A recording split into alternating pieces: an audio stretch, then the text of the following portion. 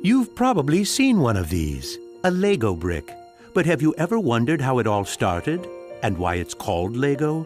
Actually, the name is much older than this plastic brick. Are you curious? Let me tell you how it all began. Many years ago, there was a skilled and hard-working carpenter named Ole Kirk Christensen. Ole was a respected carpenter with his own company, but times were hard, so he didn't have much money and had to dismiss his last worker.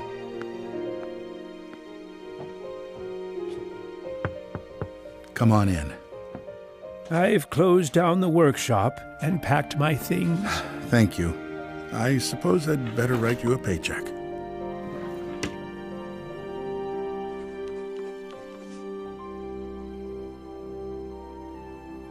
Take care.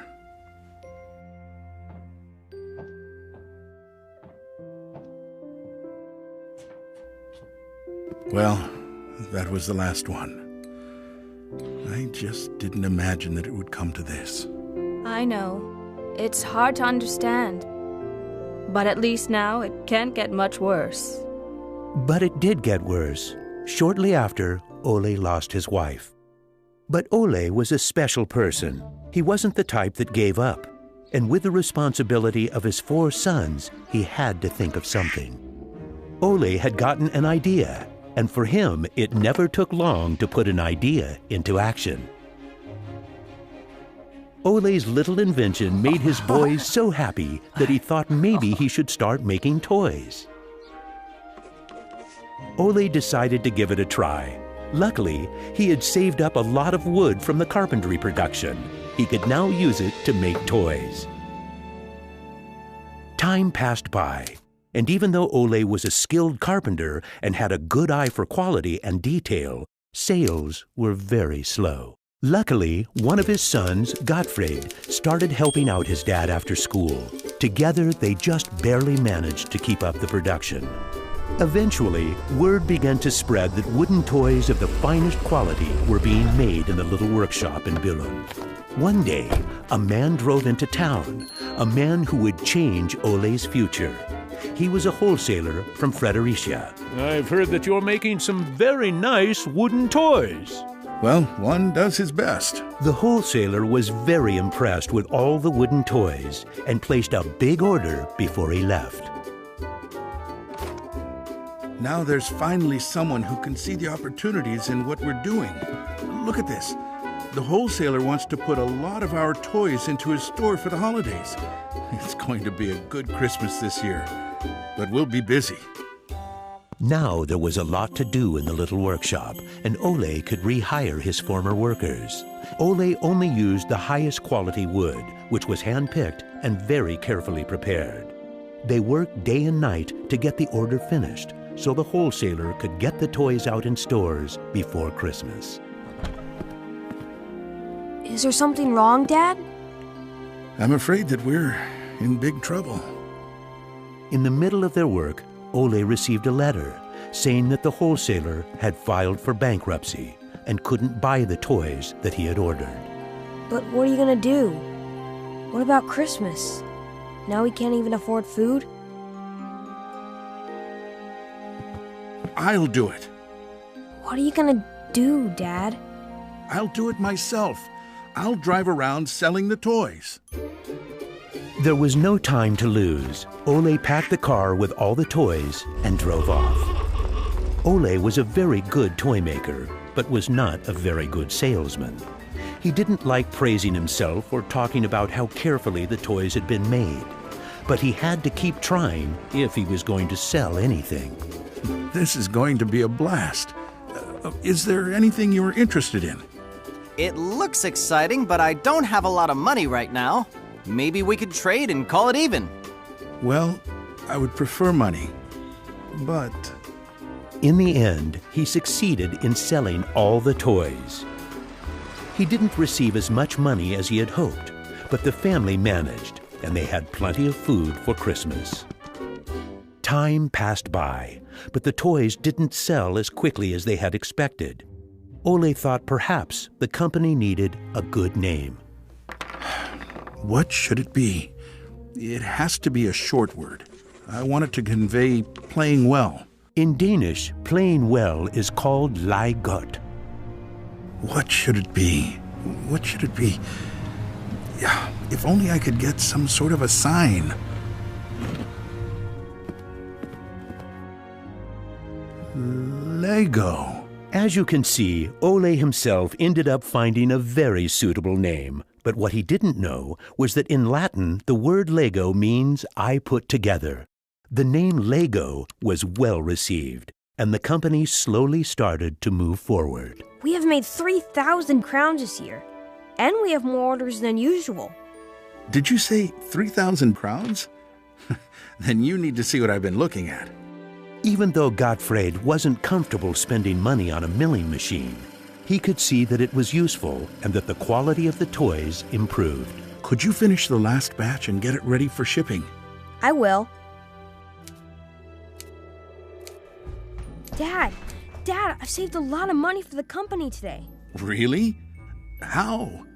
I figured we could save money in the lacquer, so I only coated the ducks twice instead of 3 times. You what? Unfortunately, Gottfried's idea didn't go over well with Ole.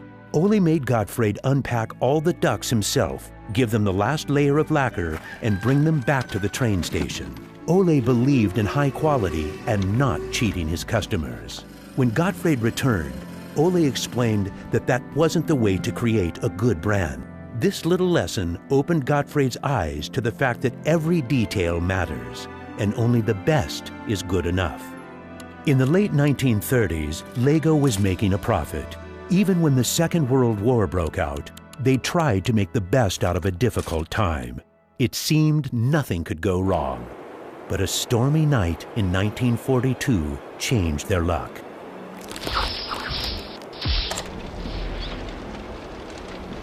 There's a fire! The workshop is on fire! But when the firemen arrived, they were unable to save the workshop. It burned to the ground, and all the drawings and models were destroyed. Ole was beginning to lose hope.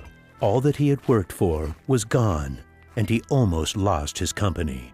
But being responsible for his children and workers inspired him to rebuild Lego. A new factory was constructed. Soon the production of wooden toys started again. The little company fought its way back into the market. Gradually, the Lego factory began to run smoothly, and Ole started looking for new challenges. One day, he went to Copenhagen to look at a new machine that had just arrived in Denmark. It was a plastic molding machine, and Ole was very excited about it. Should we buy it? It sure is a good bargain, and it will give us a lot of opportunities. Well, it does sound interesting, but it is a lot of money. I'll take that as a yes. When the plastic molding machine finally arrived, Ole started making little plastic teddy bears and rattles. But he still had the plastic bricks that he had received at the fair. There was something about them that he couldn't stop thinking about. And even though no one else could see the potential in them, Ole decided to redesign and put them into production. But it was when Lego first launched the Gray Ferguson tractor that the plastic toys became a success. Unfortunately, the sales were dropping during the summer, and the company had too many toys in stock. This can't be right. Of course our products can be sold the whole year, not only for Christmas. Gottfried decided that he would go out and sell the toys himself. Gottfried brought his wife Edith as company and moral support. If you can't get cash, then we need butter and eggs. Well, it wasn't that bad.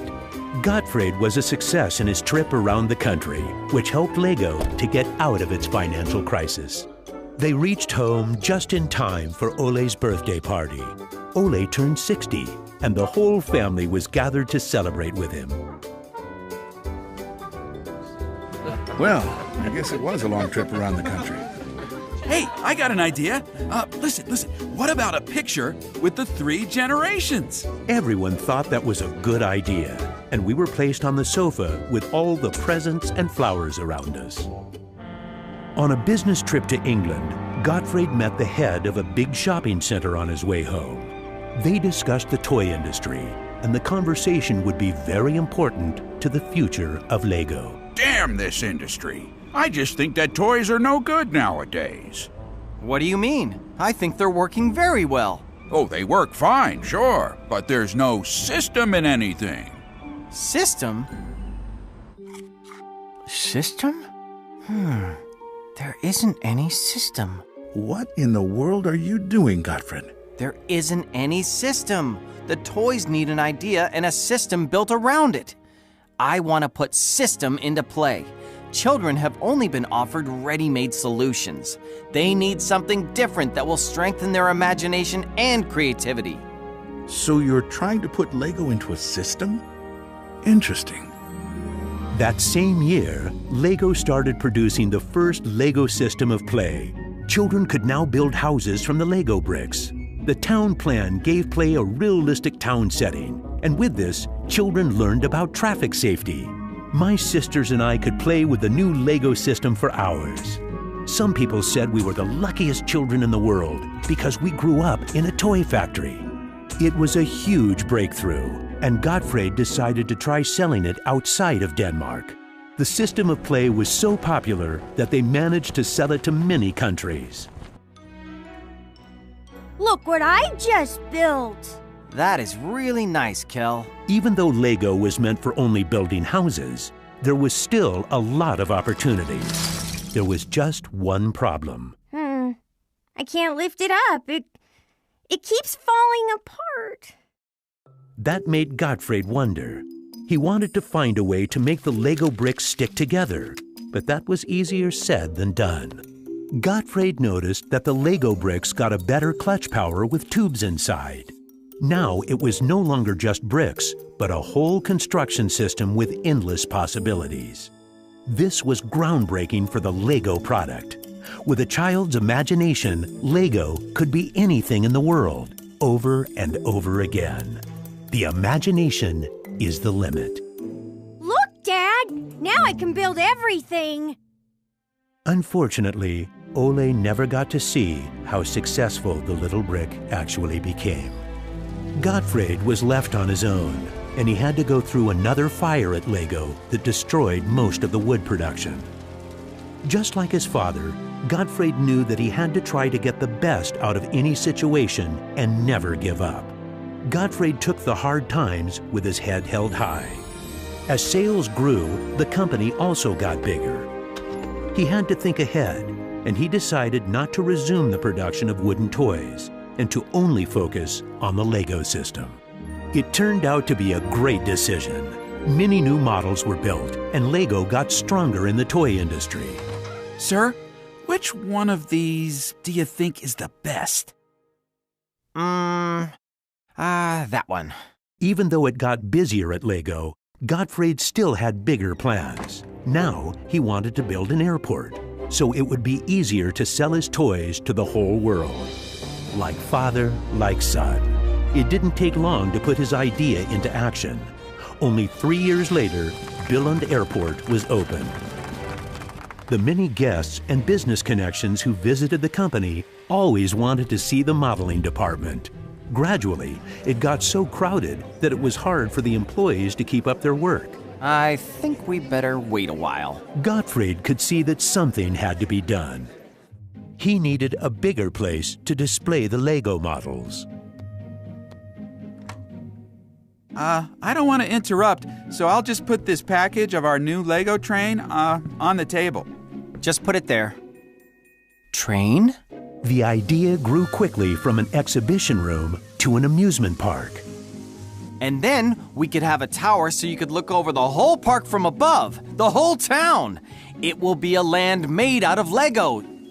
Legoland! Well, it looks interesting, but how many visitors are you actually counting on?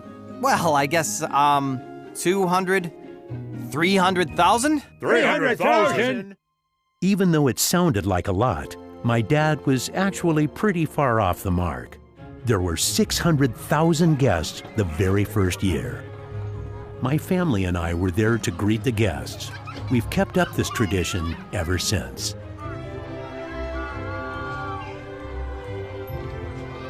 Now you know how it all began. Lego wouldn't be what it is today if it hadn't been for my grandfather's sense of quality and search for perfection. My father firmly believed in the endless possibilities of the Lego system. I seek to take the Lego idea even further, encouraging children to explore, experience, and express their own world, a world without limits. And we are still convinced that only the best is good enough, because children deserve the best.